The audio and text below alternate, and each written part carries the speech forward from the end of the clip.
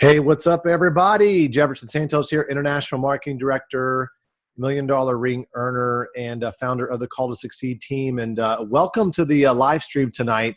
And tonight, what I want to do real quick before I kind of give some admin stuff is I'm going to talk about like practical prospecting and the psychology of prospecting. Because it's a lot of questions I get every single week from various places, from social media to people that I'm talking to at presentations and stuff. So I wanted to kind of cover some of that here, and so it's, this is going to be one of those trainings where it's just, you're going to go back to it, send some of your teammates to it, all of that. Just how do I prospect? Well, we're going to send them to this or whatever other videos that we have, and I wanted to do this as well. So if this is your first time to the Call to Succeed live stream, welcome to the family, welcome to World Ventures.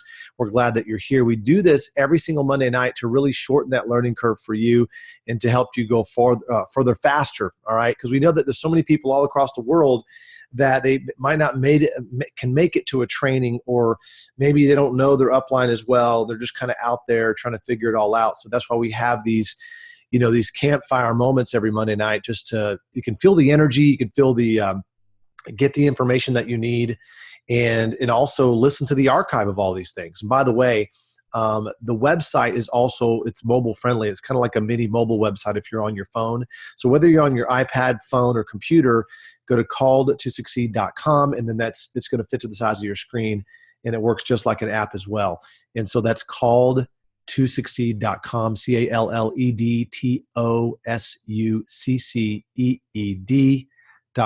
calledtosucceed.com.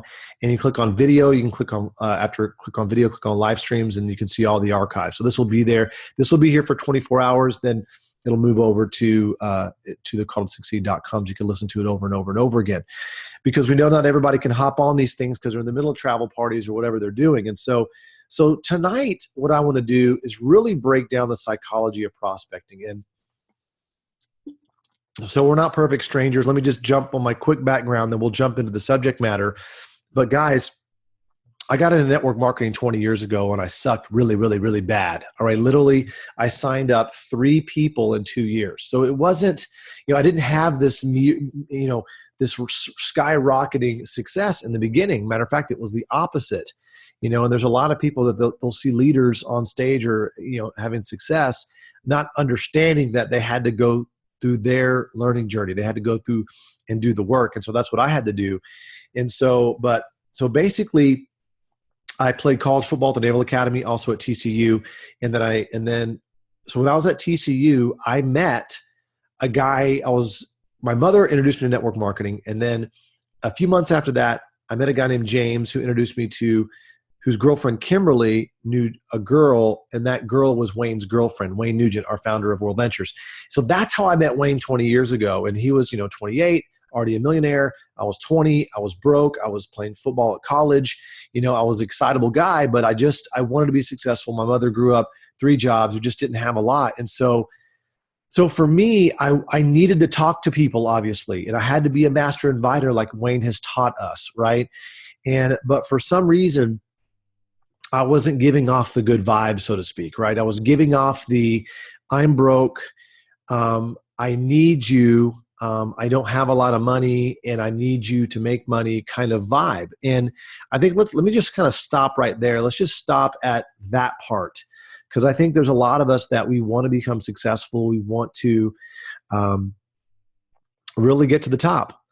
And we're giving off this vibe of, I don't know if I can do it. I don't, I really need the money. And so what's happening is people are smelling that on us. They're sensing that we're not certain about our future. We're not certain about ourselves. We're not certain about our leadership, anything like that. We're just not certain at all. And what's happening is they're sensing that. And we're saying little words. Language is very important, guys. We're saying little words that gives off the inclination that, we need money. I don't have any money. There's something like that. And you won't be able to detect it yourself. Somebody else has to detect it, right? So this is where you role play with some of your buddies and the people that you're working with in World Ventures, or just ask people in your local, in the local team of World Ventures, hey, how am I showing up? Right. And these are private conversations, but this is how you can find things out, because language, listen to this, language will either limit you or position you. Okay. And there's a lot of us, and I hear the words like try and, oh, I hope I can do that. Well, I'll try to do this, and I hear it, and it's a normal part of their vocabulary, and that's not part of my vocabulary. I'll do my best to, right? I will do it. And hey, if you fail, you figured out how to not to do it, and you just do it again. Don't say the word try. There's that language. There's that psychology first, right? And there's that attitude before the paycheck, right? And I think that when you elevate your attitude, then that's going to allow you to think at a higher level of what you're going to do. So I'm doing some of the seeding and kind of pre-talk right now before I really get into some of the tactics. But let me go up to 30,000 foot view right now and give you the macro part. It's the psychology first. Okay, it's the psychology that you know that you can do this, and that World Ventures works for not just for you, but it works for everybody, right? That actually works it, right? Because you see the stories at the events. If you haven't been to the events yet, look at some of the stories on YouTube and different teams' YouTube channels, right? And so it does work, right? So that's where it starts right there. And so the question is, it's not that it doesn't work. It does work. The dream trips work. We've been doing it for 10 years. We did over $693 million, $693 million in revenue last year, right? We pretty much doubled from the year before. And so there's no doubt that World Ventures works. Okay.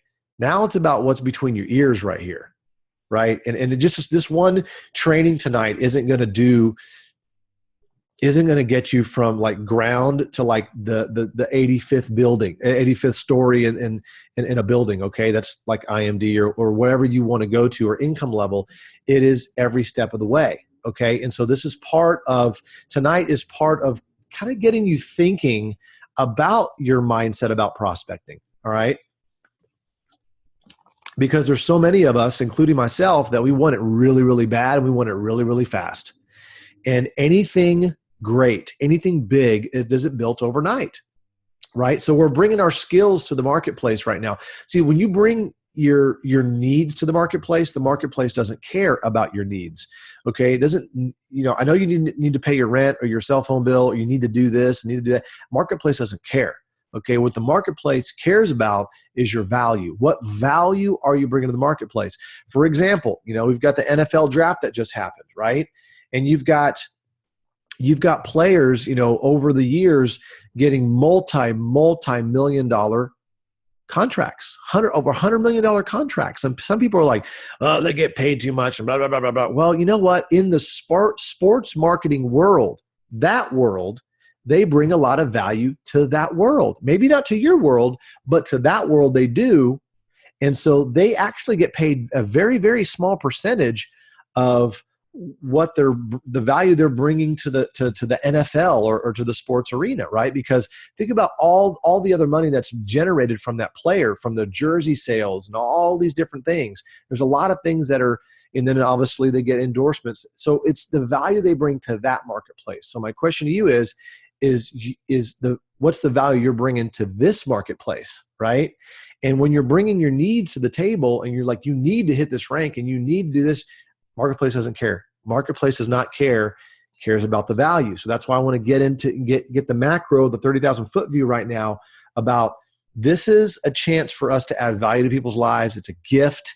It's something that we get to do, right? We get to do this, guys. I mean, think about, there's so many other options that we can have to earn money. And we chose this. And I mean, we could be trash collectors. We could be, we could be cleaning streets. We could be waiting tables. Nothing wrong with any of those jobs at all. It's an honest wage, right? But it's not leveraged. We can work in a bank. We can work, as a car dealer. I mean, there's so many things that we can do. Nurse, doctor, blah, blah, blah. None of that's leveraged though. See, we get to leverage ourselves. Now, let's, before I get tactical here, there's other companies out there, right? And people ask me, Jefferson, or what y'all's competition? Well, you hear people say we don't have any. And that would be, I guess, the surface answer, but we actually do. But I when I say it, we don't really have any, but then I go, but then I get into these different levels. And here's what I mean. Okay. Well, you've got other network marketing companies that are kind of going after the same pool of people, or at least the people that are open to making extra money, right? So if we don't get to them fast enough, or we don't prospect them, once again, I'm going to get into tactics here in a second. If we don't prospect them with a sense of urgency, guess what? They're going to see, the makeup deal, the skincare deal, the electricity deal, the fat wrap deal. I mean, they're going to see all these different deals, right? And they're looking to make some money. They're looking to leverage themselves. They read a Robert Kiyosaki book or something, or the Kiyosaki Trump book, right? Whatever. And they're all jacked up and excited about doing something, but then they didn't hear about World Ventures. Guess what they're going to do? They're going to pick whatever's available for them to pick, and then they're going to sign up with that one, and then they're going to go build it, right? So that there is a level of that competition out there. Right. Then on the travel side, you got your Expedia, Travelocity, Priceline, all those guys. Those are what's called OTAs, online travel agencies. Okay. And they're not really a competitor because our product, Dream Trips, is nowhere to be found but through us. Right. So it's a very unique thing that we have. So in that, there's nowhere where there's a direct competitor, Dream Trips. However, because people are not knowledgeable about our Dream Trip program, because they haven't gone on a Dream Trip, they don't understand it. They try to take what they already know about travel, whether it's timeshare or some expensive vacation club thing or whatever, in the back of their mind, then they're trying to make sense to it with World Ventures, and they don't understand it yet. And so I just got back from a blitz that I did in the Bay Area on the West Coast in San Francisco, and I got that a lot with people that had a question about timeshares. And I was telling them that, no, this is the opposite. Timeshares old school, we're new school, right? New school, we got 11,000 different Dream Trips you can choose from, and you only got to pay a couple of $100 and a very small monthly fee that you get everything back in the form of points. A timeshare is a huge financial commitment. You're talking about 10, 20, 40, 50, sometimes $80,000. Okay. And you have to pay $1,000 to $2,000 a year for maintenance fees. Okay. And you get to go to that place one time a year. And then if you want to transfer and go to different locations, you have to transfer and pay transfers fees and all those different things too. So it's a whole different deal. Okay. That's like one Dream Trip once a year. That's what you're paying for. You're paying all that money for one trip. And it's not even a Dream Trip. There's nobody there. You just go to a house. Okay. Or a resort that has timeshares there or whatever. It's not the same as our Dream Trip. So that's, once again, that's kind of a competitor, but not really, right? So you got other network marketing companies, you've got other online travel agencies, you got, timeshares, and you have these travel clubs that will, they charge $5,000 to $10,000 for a membership, and you're limited to, you could take 10 trips or 5 trips at this price, but you still got to pay for the trip too. It's not even the same deal with us. It's so much, it's so different. Okay. And so I just want you to understand those things. So yes, we have competitors, but when it comes to the Dream Trip membership, to us, there are no competitors, right? There are no competitors. But let's see, my thing got frozen there. Hold on. Well, to other people that don't know our product, they're trying to make sense of it. Does that make sense? I just want to kind of play there for a little bit so you understand as I come down into the tactics, okay, of prospecting, right? Okay. The other thing that you need to know as we go out there. See, this is all stuff you got to inform your body and your mind and your molecules of your body, because I'm telling you, when you know that you know how to do this, and you know all this stuff about our company, and if you've been to an event, you know what I'm talking about. You come out of there 10 feet tall and bulletproof, right? You're just like ready to just rock and roll. So I'm telling you these things to just kind of get these in your molecules, so when you go out and prospect, right? You know that when they look at this and you have something solid to offer them and they say no, they're saying no to themselves. They're not saying no to the opportunity. They're saying no because they don't have the guts to go do it. They're saying no because they don't believe they can do it. They're saying no because maybe you're not being as certain as you need to be. But the thing is, it has nothing to do with whether World Ventures works or not. But I just want to get in your head right now that World Ventures does work, and it's just an incredible thing. And so the other thing is our training system, okay? We are a personal development company disguised as a travel company. We are a leadership development factory disguised as a travel company. So do people need leadership skills? Yes. Do they think they need leadership skills? Probably not. Do people think they need personal development? No, they don't think they need personal development. It's funny, the people that want personal development understand that they need personal development, so they're always being personally developed and growing, but the people that don't think they need it are the ones that need it, right? It's just a catch-22. And so what's not sexy is that people that don't understand personal development, it's not sexy to pitch personal development because like, I don't need personal development. Hey, my life is great. I'm cool. I'm a happy guy. I'm a happy gal, whatever. And so that doesn't work as a product, so to speak. However, when you have travel and you have fun and dream trips and hanging out with your friends, and that's the product, that's the major hook that we've got with everybody, right? So once we hook them and we get them in, and I know it sounds bad, people aren't fish, but I'm just play with me here. This is a training, okay? So when we get them in, then we introduce them to, okay, here's this. Now, do you want to make a little bit of money or a lot of money? I want to make a lot. Okay, you want to make it fast or slow? I want to make it fast. Okay, great. Here's what to do. A, B, C, D, E. You spell it out. And one of the major things is the events, right? Like we got the regionals coming up this Saturday on May 14th, right? And we got boot camp coming up in July. And so that's just part of the thing. And so that's something else that we have, that when you're prospecting somebody and they're looking and they're open and you get them in, you can have that confidence of, you know what? We've got your back as a company, as your leadership, like all the leaders, not just in Call to Succeed, but all the leaders around the company. We have your back. Why? Because we've been there. We've all started 0 left, 0 right, just like you. Okay, we've all started there, right?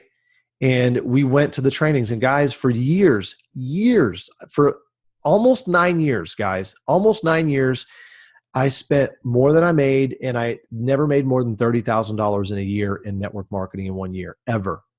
Almost 9 years, okay? For most of us, you probably would have quit.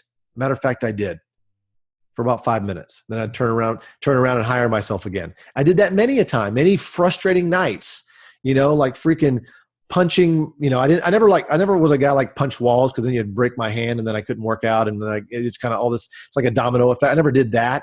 But, at the gym, I'd punch the bag, right? And I'd get really frustrated and probably had conversations with people that I shouldn't have been having and probably yelling because I was frustrated. And it was a deeper thing than just, me mad at them, right? It was because I was mad at myself, right? And so I'm saying all that to say this, is that it's a process, okay?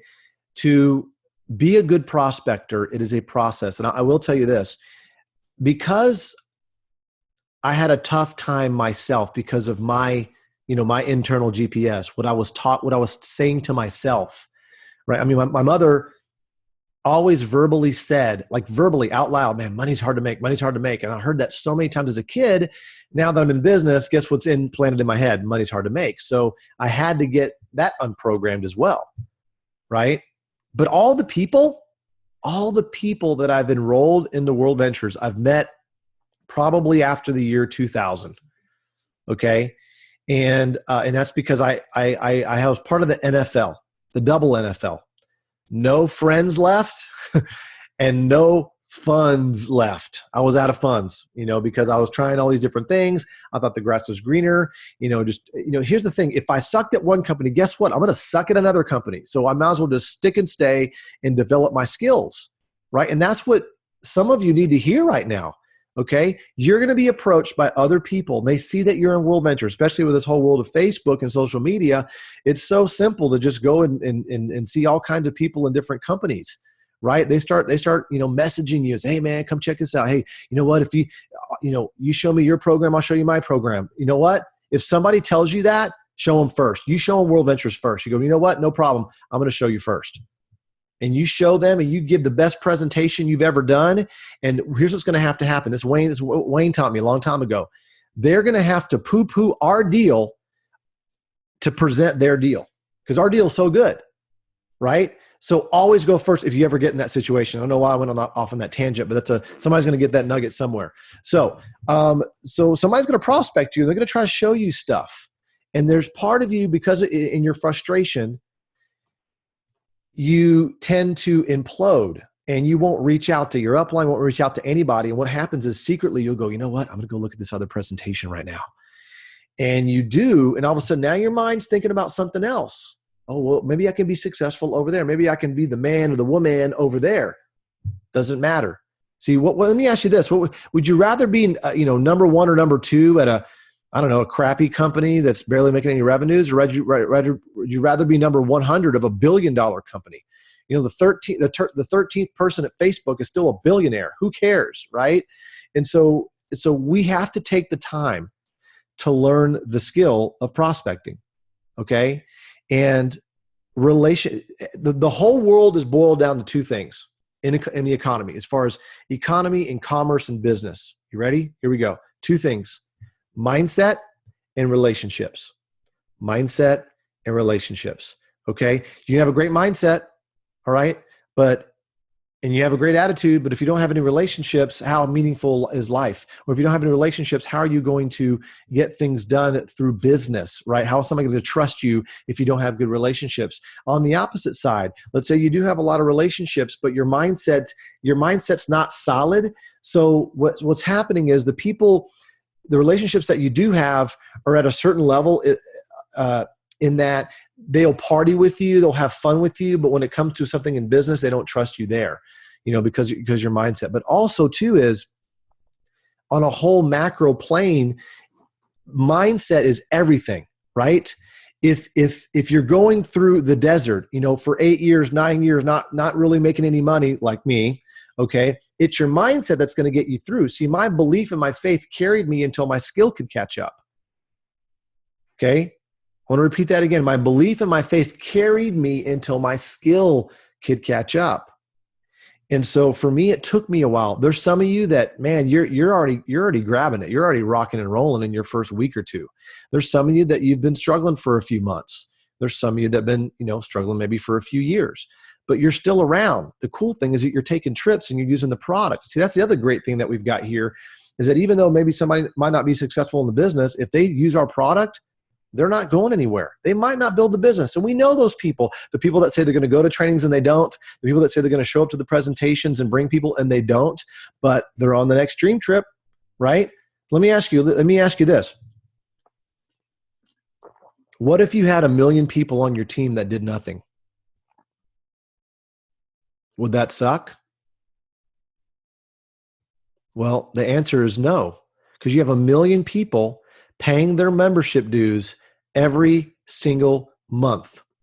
And you're maxing out the residual. And obviously, if those 1 million people are at least 10,000 on the pay leg or whatever that is, 7,000, 10,000 on the pay leg, guess what? You're maxing out at $50,000 a month. Don't quote me. I haven't done the math, so don't even just look at the compensation plan for that stuff. All right. I don't know what it is to max out on the comp plan, 50,000 a month, exactly how many members. It's different because you got platinum, gold, standard, all that kind of stuff. But if those 1 million people were somewhat balanced, or 30, 70 or something, you'd be maxed out at $50,000 a month. Is that a bad thing? No, it's not, right? So it's all relative, right? So let's get into some of this stuff here about prospecting. And okay, we're 24 minutes in right now. This is going to be a longer live stream than usual, because I think it's going to save me and a lot of us a lot of time if I can just kind of land here for a while and get into some of the tactics as well. Okay, I got into some psychology. Now we're going to get into some tactics. Okay, so let's talk about relationship. Remember, we're talking about mindset, relationship. So relationship first, business second. See, if you build a relationship with somebody, they're going to buy from you. Obviously we've heard this before. People are going to know, like, and trust you. Well, people that buy from you are people that know, like, and trust you. Okay. So what do you do to get people to know, like, and trust you? Number one, If you have no clue whatsoever and you have not read the book, How to Win Friends and Influence People by Dale Carnegie, you need to get that audiobook or get that book on Kindle or iPad immediately.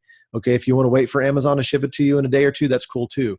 But get that book, How to Win Friends and Influence People by Dale Carnegie, because that teaches you how to have conversations. That teaches you not to be like this bull in a china cabinet, where you really listen to what people are saying. So there's 3 levels of listening.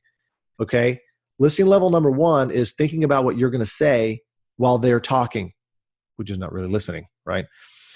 Listening level number 2 is listening and hearing what they're saying. And listening level number 3 is hearing what they're not saying, which is really their tonality, their body language, those types of things. We've all heard before, 7% words. The other 93% of communication is nonverbal, right? So what are we doing now? So as you're prospecting somebody, you have to understand that you got to build a relationship first. Now, there's some of us that can build relationships fairly quickly, or sometimes it's a certain personality type where you become fast friends very quickly, okay? And you can literally start showing them the business like within minutes, because they're open, they're ready, they're at 12 o'clock, so to speak, and they're ready for something. And something happened to where you might look like somebody they know. You said some things that they identify with. You guys connected, and boom, we've all had those conversations before, right? And you can literally show somebody right away. I mean, people, you meet somebody on the airplane, they're like, hey, let me see it. I've had people, other reps that I've been on an airplane with, going to an event that somebody was like, yeah, they wanted to see it right then. So they actually showed them a video on the airplane. Okay, there's going to be people like that, but that is exceptional. That's an exception. Okay, and let me tell you something. Don't build your business on exceptions, okay? I want you to understand the process. Prospecting is like dating, okay? You have to court, right? And you have to find out, what is it they want? What are their needs, strengths, and goals? That's really, really key. If you don't know their needs, strengths, and goals, how are you supposed to show them how World Ventures can get them? Because that's all. Here's the bottom line. Here's what's really simple. All you do is you find out what their needs, strengths, and goals are, and you show them how World Ventures can help them satisfy their needs, or and enhance their strengths, and have accomplished their goals. For example, if you're talking to somebody and you ask them, hey, what do you like about your job? What they're going to reveal to you is a strength.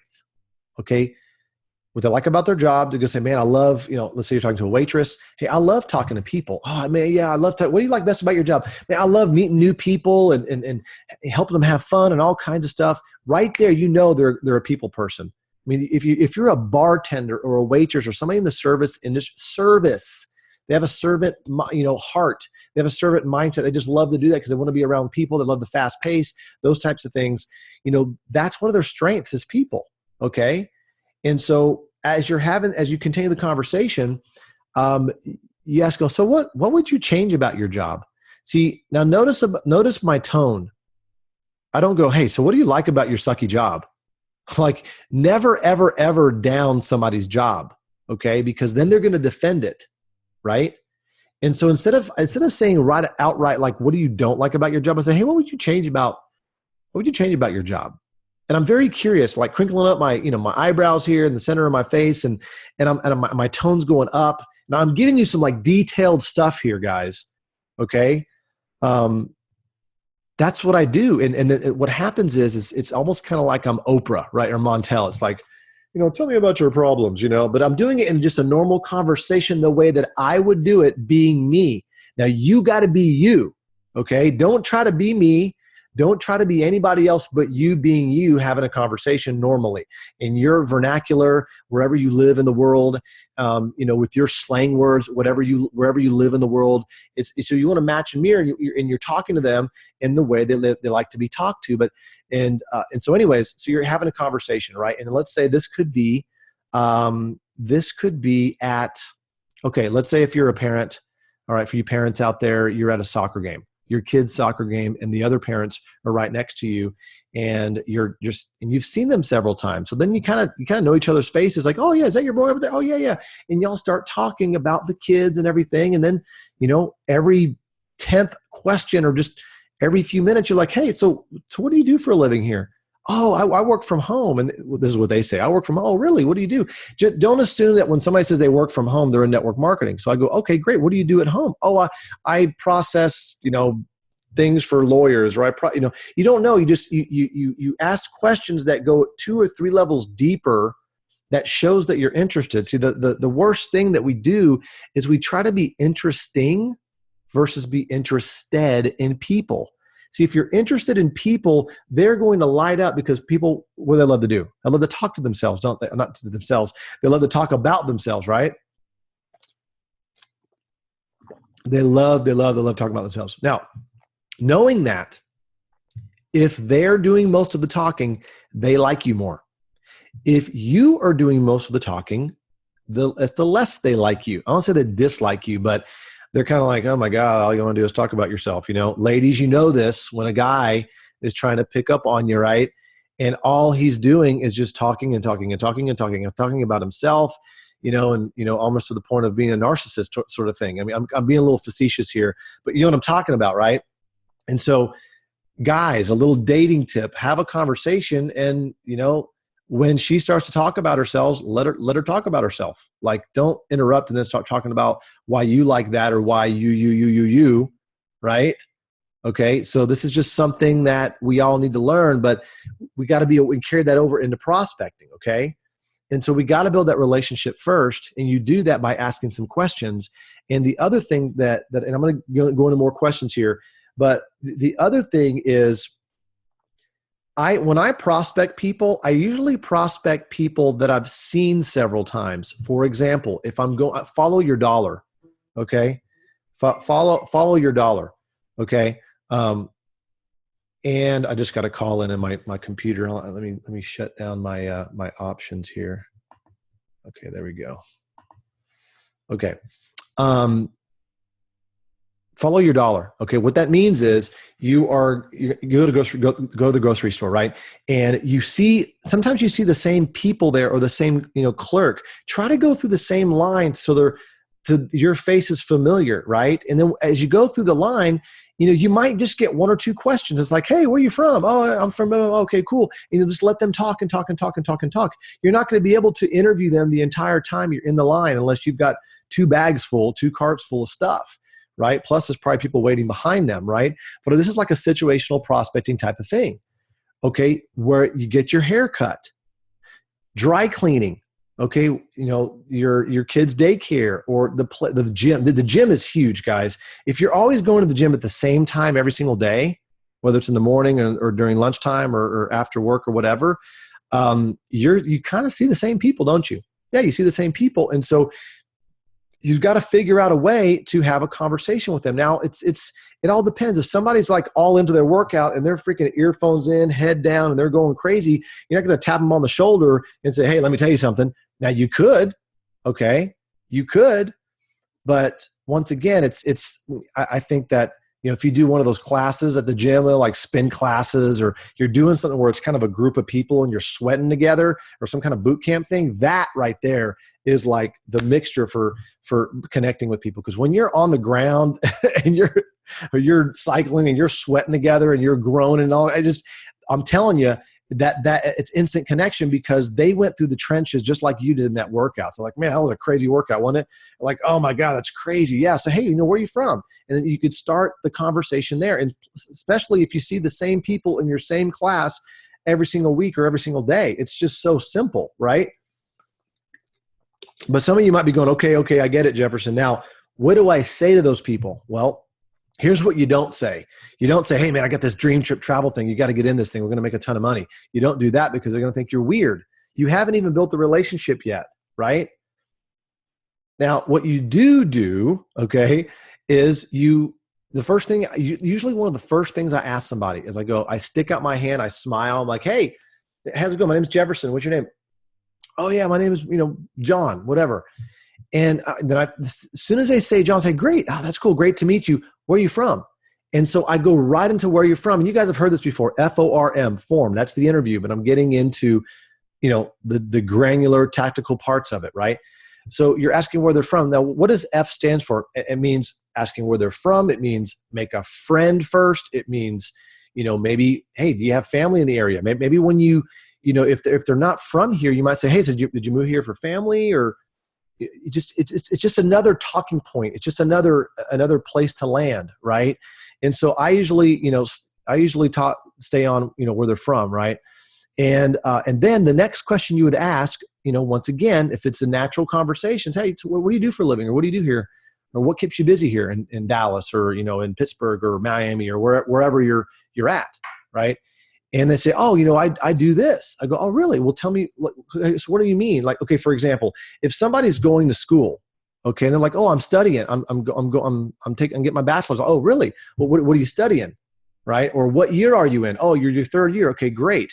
Okay, or your major, right? And they say, oh, I'm doing this. Okay, well, okay, so you want to do marine biology. Okay, tell me what you want to do with that. I'm curious. Like, I have this curious tone because I'm being interested in them. Now, some of you might be going, oh, that's manipulative because you're just doing that to get their phone number, or you're just doing that to recruit them. Okay, well, here's the thing, guys. You got to have a heart check, okay? At some level, you're not going to be a good leader unless you actually care about people. Okay, so forget about having a big team if you don't even care about people. So you have to genuinely actually care about people. Okay, and then you ask these genuine questions. Okay, we're not trying to manipulate anybody. Now, if you think that way, then maybe you always feel like you're manipulating people. This is just how business is done. What do people do? They go to networking events and they meet people. I'm not telling you to go to networking events. That's a whole nother conversation. Okay, some of you do that. You're successful at doing that. If you've never done a networking event, don't do it. I don't recommend that right now. Okay, this is not that kind of training. Okay, so you have to meet people and have conversations. I mean, all the people that you know in your life right now, didn't you at one point not know them? Right? And you had a conversation and you built bridges and you had commonality and you became friends. And guess what? You were not in World Ventures. So sometimes when you're having these conversations, don't even act like you're in World Ventures. You're just having a normal conversations. Why don't you take World Ventures off the table and just make a friend? Make a friend, build a relationship. Okay. Now you're doing this with multiple people all the time. Facebook, Snapchat, all kinds of different mediums, in person, at your church. I mean, all these things. So you have this marketing pipeline, so to speak, and you're just adding people to the pipeline every single day. Guys, ladies and gentlemen, you have to make new contacts every single day, because as they move from this side to this side in the pipeline, you've got to develop that relationship. Okay. And every relationship develops at different speeds. Okay. There might be people that it might take weeks or months to get them to a point where you're ready to show them, or that rapport is there and the trust is there where you're going to show them. And there's some people that you can do it within hours or days. Okay. I don't know when that time is at all. That's based on you, your skill set, the rapport that you've built. The higher the rapport, the sooner you can show the program what we're doing, right? The less the rapport, the more they're going to say no, and they're going to scatter and get out of here. And what usually happens a lot is somebody will show somebody World Ventures, and you might have experienced this before too. Somebody that you showed already saw World Ventures, but they don't remember who showed them, because they weren't really even a friend. Just somebody showed them, right? But you're the friend showing them again, and you're like, dude, we're doing this together, man. High five, bam. They're probably going to sign up. Why? Because blood's thicker than water. Relationship is thicker. Okay. So, when you play this thing out, right? Because this is a marathon. It's sprint, recover, sprint, recover, sprint, recover, but it's a marathon. Okay. And if you want to have a long lasting residual income for decades and decades and decades to come, and you want to build a massive, massive, massive team, then wouldn't you want the relationships to be solid, right? Even at the beginning, or at least almost solid at the beginning, right? Versus a bunch of flaky people you don't really know. You're just trying to slam them in, trying to get the numbers, and then they're just dropping out the bucket, like crazy as fast as they're coming in, because you didn't take time for the relationship. Some of you are going, well, I don't got time, man. I got to go now. No. I get it. Here's how you speed it up. You cannot push your warm market. Okay. And I haven't really I just been talking about just general prospecting, right? But I haven't even touched on that. So guess what? We all have a warm market. right? And that can keep you busy for the rest of your life. I'm talking about always adding people to your list while you're obviously talking to your warm market. You're showing them what's happening. Now, some of you might be going, what's warm market? I mean, I just enrolled World Ventures. Okay. Warm market is the people that know you. Okay. You call them up on the phone. They pretty much sense your voice and know who you are. That's warm market. Okay. And now the hot white market, like hot market, is the people that you text on a daily basis or even hourly. You talk to them daily. You see them daily. Those types of people, the people that would, help you change your tire at 2:00 in the morning. That's the hot market. Okay. So you got hot market, then you got warm market, then you got lukewarm market, which is people you've met at a networking event, maybe a few times. You see them at church, you know their face. You might not really know their name. They don't know your name, but you give each other the nod and the hey, in the parking lot, that kind of stuff. That's lukewarm market. Then there's the cold market, which is the people that you don't know. Okay. And that is where you're going to be able to add some people to your list to eventually get them lukewarm, warm, and then hot. So that is not overnight. That takes a while. And if you want to be a professional, and if you want to go to the top multiple times and you want to have a massive team and help your leadership grow, you have to constantly be in prospecting mode. I mean, golly, it's crazy. I mean, even when I go out to eat with Wayne or I'm hanging out with Wayne, guess what? He's still prospecting the waiter or the waitress. It's in his blood. That's just what he does. Okay. It's just crazy. That's what we have to do. We have to develop the habit. See, the only thing that's the difference between a successful person and an unsuccessful person is their habits. That's it. The successful person has a habit of making, 100 phone calls a day and has a habit of getting, 3 to 5 phone numbers a day and has a habit of doing 3 to 5 presentations a day. That's a habit and a muscle that they've created and got stronger. And then the unsuccessful person I'll do it tomorrow and I'll just do it tomorrow and I'll do it tomorrow. Well, when I get good, then I'll start prospecting and then I'll do, just push it off and push it off, push it off. And they judge people that are being more successful than them. And then one day they quit or, they fall flat on their face and they go, okay, how do I do this? And they get coachable. See, what happens is people are coachable and then they become uncoachable and they become coachable again because they fell flat on their face because they got uncoachable too quick. You have to stay coachable all the time.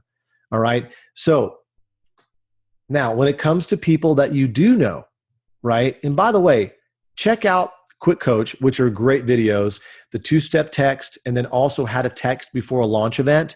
That's another incredible warm market training, right? The 2-step text, the inviting, the inviting fundamentals, the two-step text, and then the texting before launch events. Those 3 videos right there, you need to get on that ASAP tonight or in the morning and watch those multiple times to just get it in your long-term memory and just understanding the psychology of everything, right?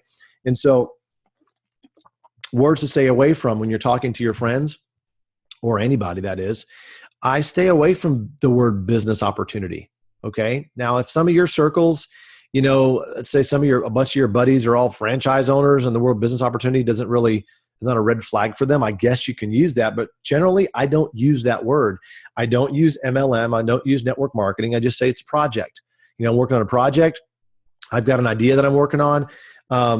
It's mainly project. I mean, idea is an idea, right? Like this is way more past an idea here. This is like something real, right? So I just say project. Okay. So if I'm calling one of my buddies up, okay, I'm going to call him up and I'm going to go, look, hey, let's say I'm calling Wayne up, right? Or I'm calling Matt or Johnny and say, hey, Johnny, hey, it's Jefferson. Hey, listen, dude, I'm about to hop into work here. About to hop on this conference call. Listen, are you free for lunch today or tomorrow? I'm just going to check them. They're going to be like, yes or no. If they say no, say, great, no problem, buddy. Catch you later. Boom. If they are, they say, yeah, I'm free. What's up? Say, hey, listen, I got something big I'm working on. I want to run past you. Let's meet over at that Saltgrass Steakhouse over there off of 35. Cool. What is it? Well, I'm going to tell you all about when I get there. Cool. I'll see you at 12 tomorrow. Good. Boom. So like my cadence, if you notice right there, my cadence was pretty quick, right? Why? Because I was in a hurry, right? I was calling, letting them know right up front, hey, man, I'm about to hop on this conference call, but hey, listen, you free for lunch today or tomorrow? Wait, let them process it. And then they're going to tell you yes or no. If it's a no, don't worry about it. Just hang up, say, hey, catch you later, buddy. What probably going to happen is they're probably going to text you later and go, hey, you sound pretty urgent. What's going on? Right? Then you could text them back, say, hey man, yeah, I got some big things I'm working on. And you're one of my buddies. You're one of my top, you're like one of my VIPs, dude. I want to tell you what's going on, but I didn't want you mad. I don't want you mad at me if I didn't tell you what was going on. So when can we meet? What do you mean? Like they're so freaking curious now. And this is like hot market, right? They're so curious. And so, but you do this in your language, whatever you do to kind of prod your friends or whatever, but you're not telling them what it is, right? Now, some of you are like going, why are you being out of integrity and not being fully transparent? No. I don't show them anything until I can show them everything. Okay. I want them to see the presentation the way that I saw the presentation. I want them to see the video, the push play or a live presentation the way that I saw that. Okay. And so I want to make sure they see it that way because I want a qualified no, right? I want somebody to see the whole deal and be like, no. I'm like, cool. I'm great with that. What I don't like is an unqualified no. What's that? An unqualified no is somebody that saw half the video, but the dog threw up on the carpet and they had to get out of there, or they got interrupted and they never saw the rest. That's not a qualified no, right?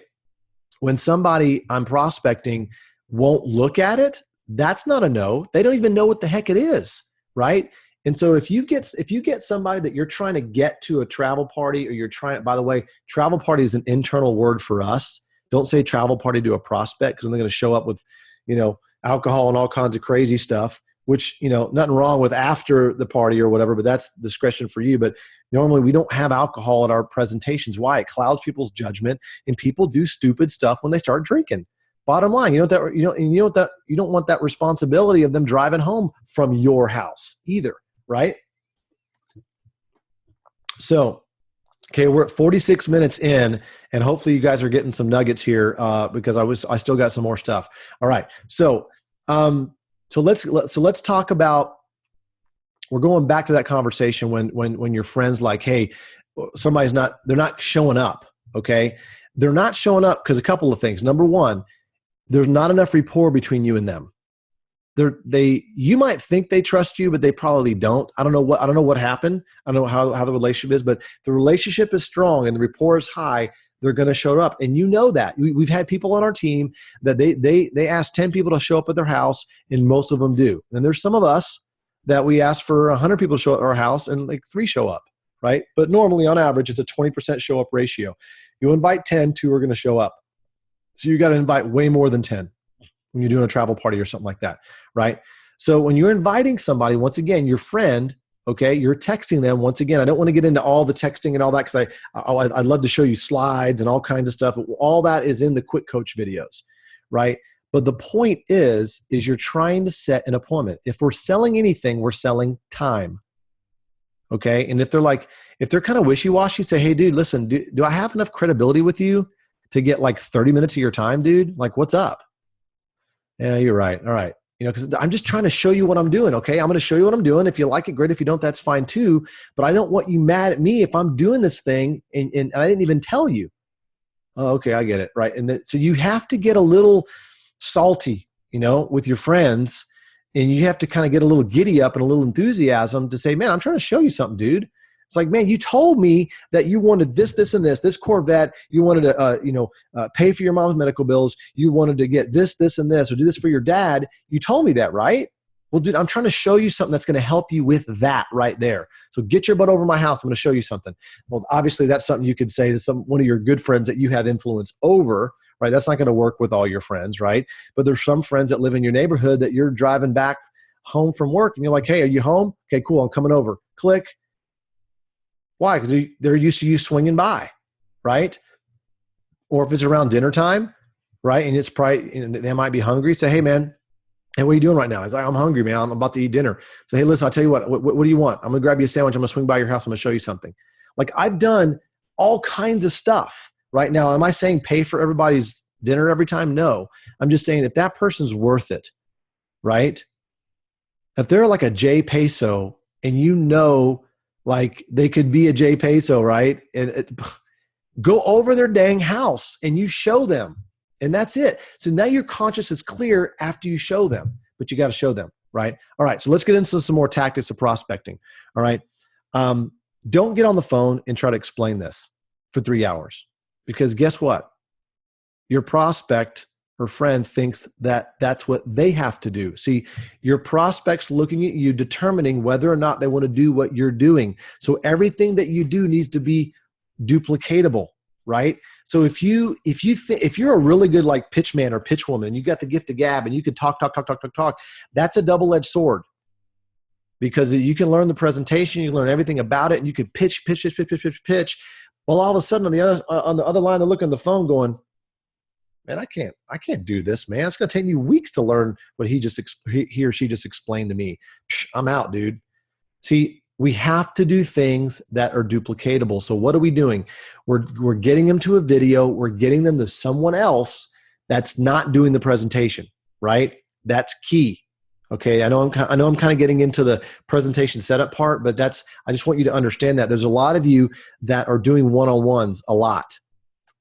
And what's happening is maybe your closing ratio isn't as strong because you're not getting a third-party validation or third-party validator, and it doesn't have to be your upline. It could be cross-line. Cross-line means people that are not on your team that you've made friends with, and you can use each other on these three-way calls just to kind of share their story and to just kind of validate you. You can also use people in your team, right, that know how to tell the story, know how to tell their 30-second to 45-second testimony, and to kind of validate you and edify you, and you edify them. And that's the key thing, right? Now, let's go back to the tactics, okay? All right, let's get into what do you say to someone? Okay, people ask me this a lot. They go, okay, what do you say to someone right when you meet them? Okay, like at the elevator. I'm going to go back to what I said earlier. I ask them a question. Questions are powerful. If you're asking questions, you're in control. Okay? And if you're asking questions, then you seem like an authority, but you're doing it in a friendly way, right? So if I meet somebody in an elevator, somebody asks me, okay, how do you prospect somebody in the elevator? Well, I don't think I've ever prospected. I don't think I've ever successfully enrolled someone from an elevator, but I have gotten a phone number or two from elevator. And what happened is they asked me, hey, what are you here for? Because they saw a lanyard or something, some seminar.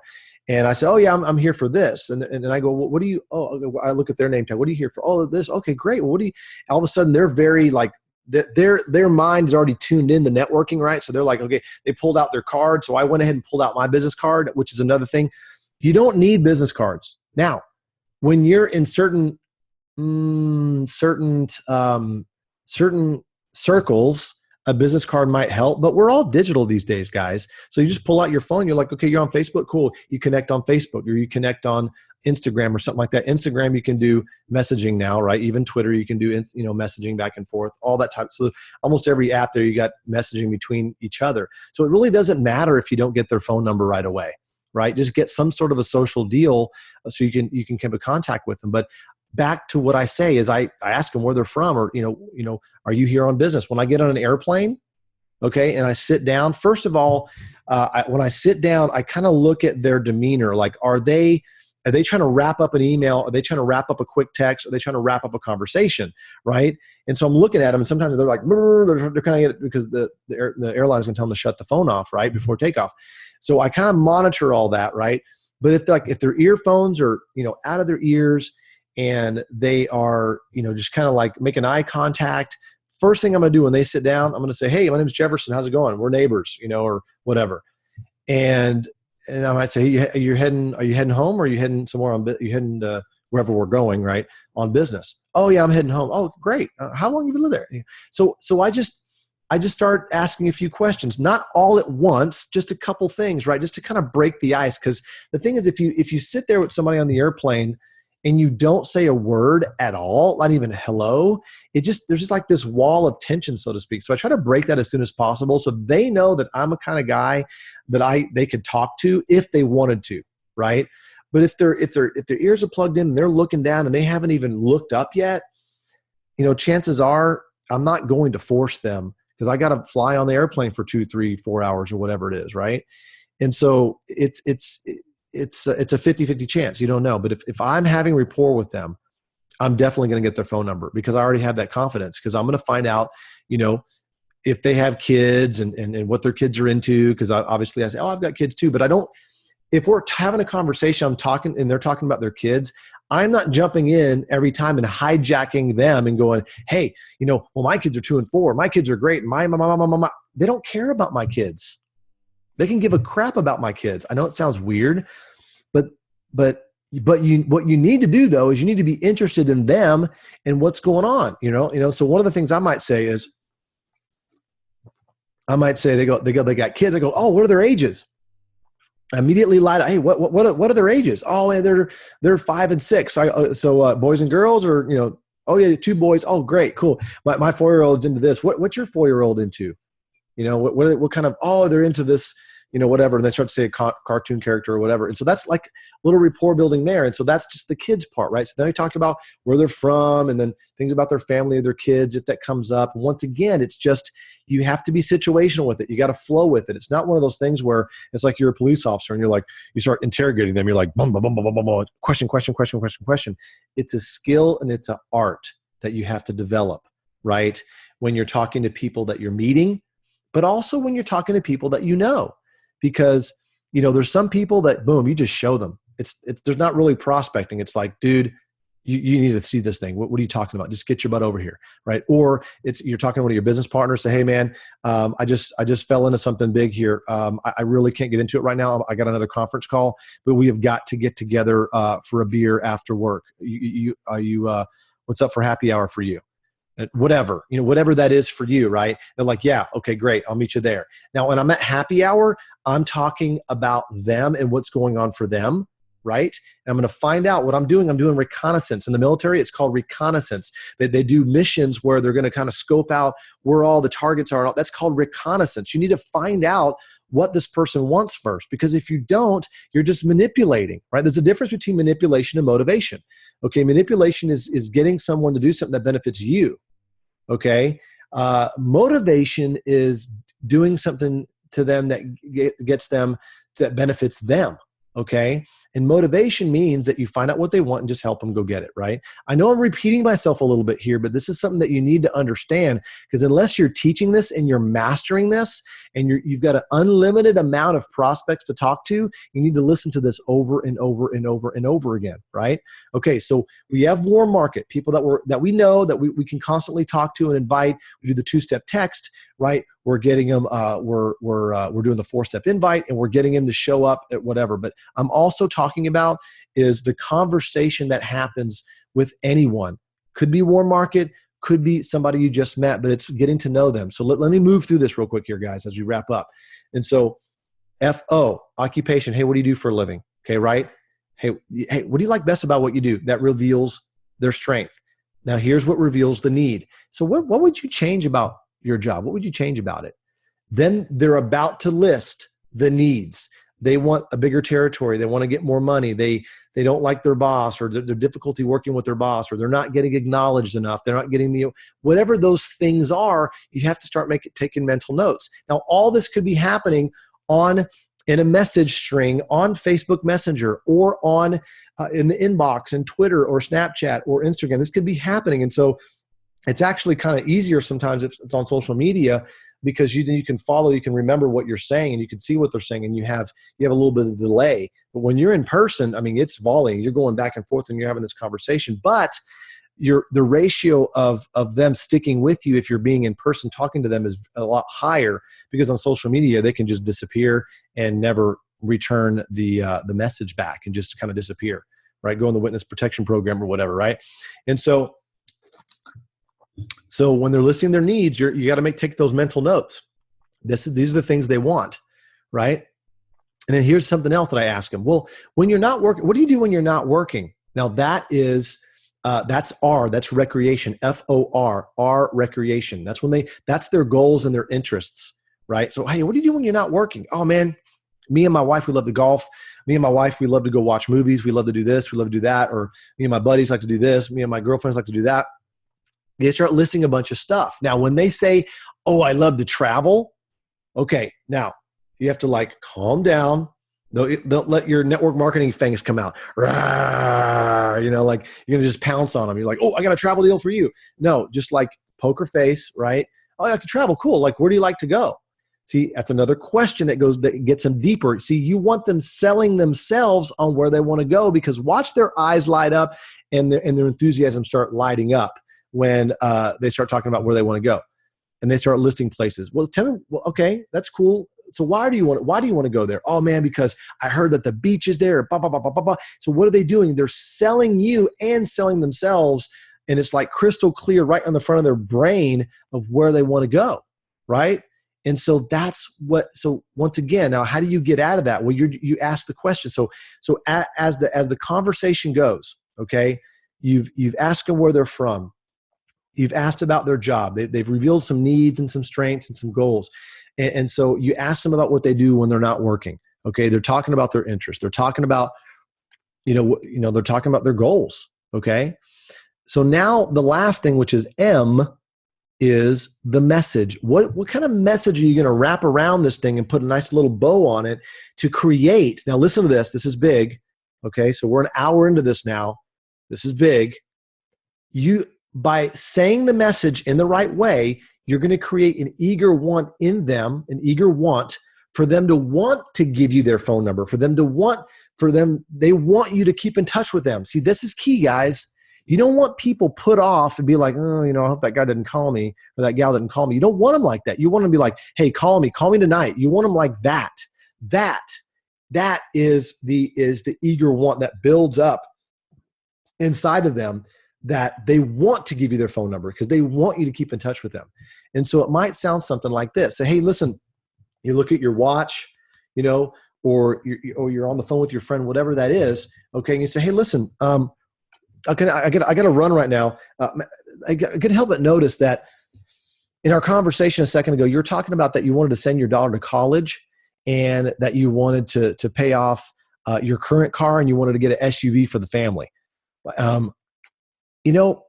I'm working on a project that I don't know if it's for you or not. I don't know if it's the right fit for you or not, but it may be a way that you'll be able to pay off your daughter's college and be able to get that SUV and pay off your car right now. Like I said, I can't make any promises. I don't know, but we're expanding in the area. This is something you could say if you're, meeting somebody in a department store that works at a, they're in retail. Say, hey, listen, we're expanding and put insert city name. We're expanding in Dallas. We're expanding in the Plano area. We're expanding in, St. Louis, wherever you're standing with them. Say, hey, we're expanding in the area, but I don't know if it's going to be a fit for you or not. I have no idea, but it may be a way that you can X, Y, Z, right? And repeat back their needs, strengths, and goals.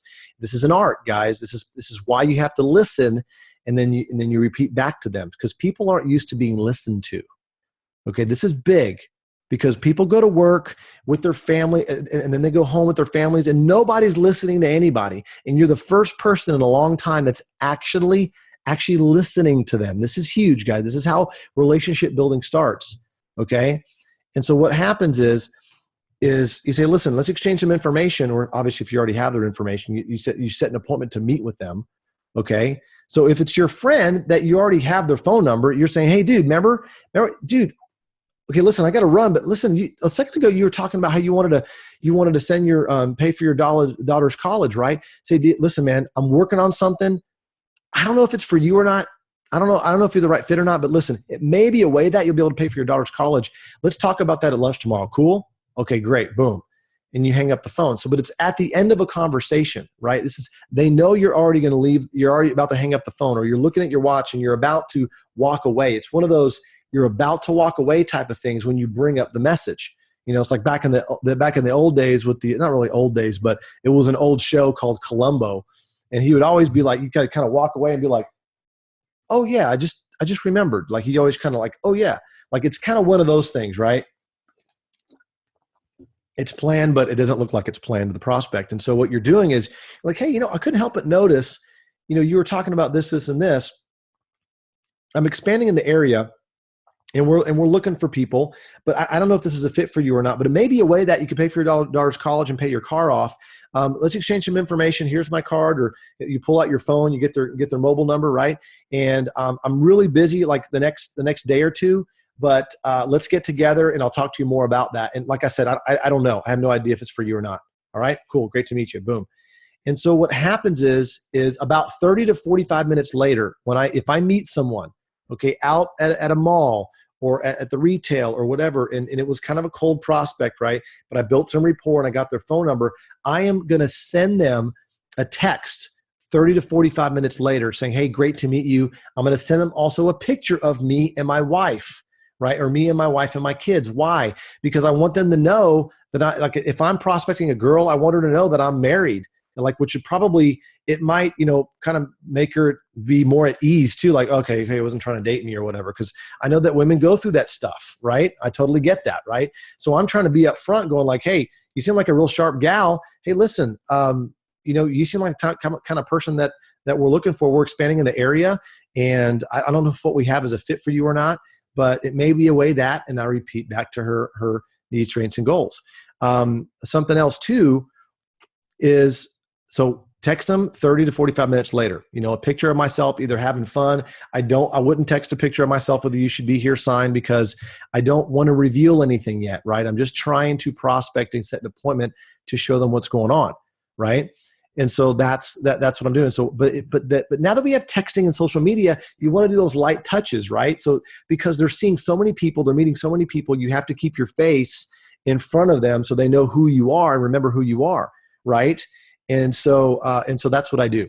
And so then about a day later, okay, what I do is I'll text them again. I'll say, hey, listen, my schedule opened up. I can have coffee this afternoon, or I can grab a bite this afternoon and get together this afternoon. Are you free around 4 or 5? So that's what I'll do. So like when I'm leaving, I got the phone number, right? And I'm leaving, I'm going to say, listen, I'm really busy for the next couple of days, but let's exchange information. Okay. And then we'll get together the next couple of days or maybe next week. I'm not really sure. You need to be someone that's moving. You need to be someone that's got they know you're certain about your future. You're a positive person. You're moving in a direction. So that's attractive. See, here's how you attract people to you is you be attractive yourself. I'm not saying physically, I'm talking about like your energy is in, like you're moving somewhere, you're walking fast, you're doing stuff, not in a hurry, like you don't know what you're doing. Like you're someone on a mission and they know that you know where you're going in life. That's the kind of person. So you're giving that vibe off. You're like, listen, I'm busy next couple of days. I'm going into town, or I'll talk to you next week, but it may be a way that blah, blah, blah, blah, right? Then what I do is after the text, right? I text, hey, great meeting you. Take a picture of my wife, or me and my wife and my kids, right? Something like that. I do that. Then about a day later, I'll text them, okay, and I'll say, hey, my schedule opened up. I've got time around later this afternoon. Are you free, right? And then if they text back, cool, we set it up, and then we meet. If not, they might say no. They might not reply at all, okay? And at that point, I might do a quick video. I might grab my phone and say, hey, hey, it's Jefferson. We met the other day. Had some time open up. Look forward to connecting with you. Something like that. That's what I do. How long do I do that for? I don't know. I mean, usually if it's at a department store, I'll see that person again. See, once again, I like to prospect people that I'm going to see again because it sets me up to win. See, I'm giving you the macro again. Okay, see, there's so much of prospecting, guys. We're an hour and 8 minutes into this, and I'm just scratching the surface. By the way, guys, at the bottom, I'm going to post, okay, the post for this that I posted earlier today, the post for this live stream. I want you guys to go to facebook.com/called to succeed, called, CALLEDTOSUCCEED.com. Facebook.com/call to succeed. That's the fan page for Call to Succeed. I want you to comment below on the, did you get something out of this training tonight? Okay, so just go to the most recent post at the very top of the page that talks about this live stream tonight and comment right there. and go, man, it was awesome. Hey, I learned this. Hey, I learned that. Here's some more questions, whatever. Because we're probably going to do a part 2 on this or something, man, or part 3. And I mean, this can go, this is a lifetime learning thing about prospecting. All right. And it's the whole psychology of it. And you got to be practical with it. And you got to be situational with it. People ask me questions that it's hard to answer because it depends on the situation, right? There's a lot of people I meet at business seminars, and it's prospecting is easy there because everybody's there, number one, to learn, but number two, to network, right? So it's kind of simple. It's like, hey, how's it going? What do you do for a living? It's like, that's one of the first questions. And they talk about what they do. And a lot of people ask me, when I'm at a seminar and people ask me what I do, here's what I say. I go, me and some friends of mine launched a travel club, or launched a travel company several years back, and we show people how to travel around the world, make money, and make a difference. And then they usually go, really? And then they ask more questions about it, and I try to deflect and ask questions about them because I don't want to get into a presentation, right? And so I'm working, or it might sound like something like this. Yeah, I got a project I'm working on right now that we're in. Here's what I say. Got a project right now. We show people how to travel around the world and earn money and make a difference. That's what we do. And every time I say that, because I say travel, earn money, and make a difference, I kind of hit the fun, freedom, fulfillment. I always get the, oh, really? Why? Because people in that environment, they're very open. Like, they're really open to they're just open. Okay. And so obviously if somebody's jogging down the street with earphones on and walking and running with 3 dogs, it's going to be a little bit harder to stop them, right? And then prospect them on the, right? So you're going to put yourself in environments that are conducive for just conversations, right? So that's why I'm always going to places and going in the same lines, seeing some of the same people that see my face, all kinds of stuff. So I'm setting myself up to win, right? Okay. So just to recap real quick, guys, we prospect people because everybody's a suspect until they're a prospect, right? And then we show them what we're doing, and then they're going to join or not join, right? Now, but we have to build rapport in order to prospect them, okay? And how do we do that? We have a conversation. What's the conversation? We form them. We interview them, right? Anytime you went to a job interview, the interviewer was in control. Why? They were asking you the questions, right? And so you're the one asking the questions in a very conversational, fun, light way, in your vernacular, with the way that you would do it, right? And then they're going to engage or not engage. And if they don't want to engage, guess what? Who cares? There's somebody else you can talk to. There's 7 billion people on the planet. There's plenty of people out there. You know what? We need to go out and do some bad prospecting before we do some okay prospecting, before we do some good prospecting, before we do some excellent prospecting. Right? You're going to have to go through that. There's no way you're just going to watch this video tonight or get on Quick Coach, or it's not just going to happen in one fell swoop. It's a process. It's an art form. Okay. And so as you're busy with your warm market, you can't push your warm market to go faster. But how you go faster is you meet other people and put them in your pipeline and get to know them and build those relationships while you're working with your warm market. And what happens is the cold market, they become warm, and then you speed it up by just talking to more people, getting more phone numbers, and filling up your pipeline. That's how you speed up the process, because a lot of people want to know, how do I get there faster? How do I get there faster? How do I get there faster? Guess what? It takes work. When opportunity knocks on the door, guess what's really knocking? It's work.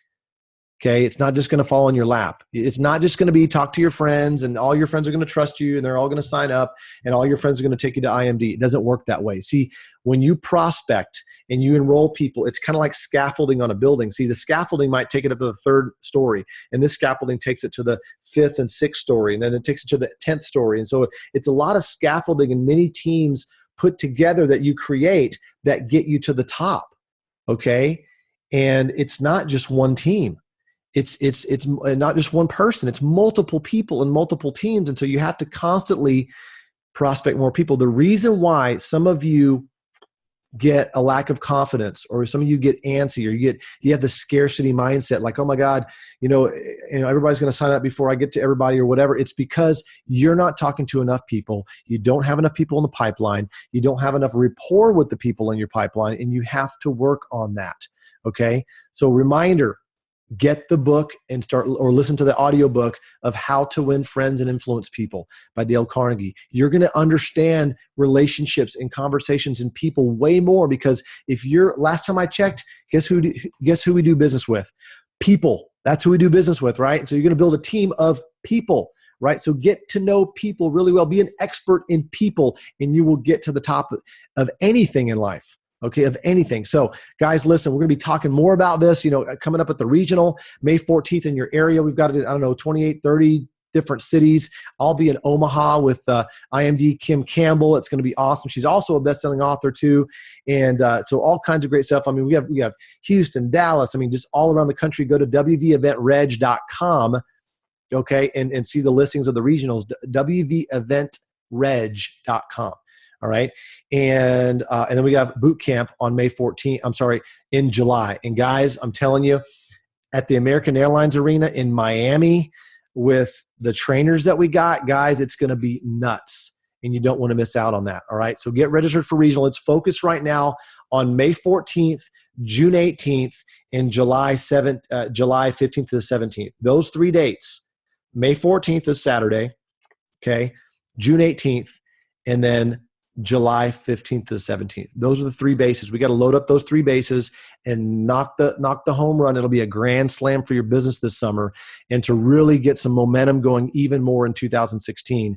And so take May 14th, June 18th, and July 15th to the 17th very seriously. And if you do, then you'll be at the top, and you go through that process and learn with us, guys. So with that said, I really, really appreciate you sticking with me here. I wanted to add a ton of value to you guys tonight.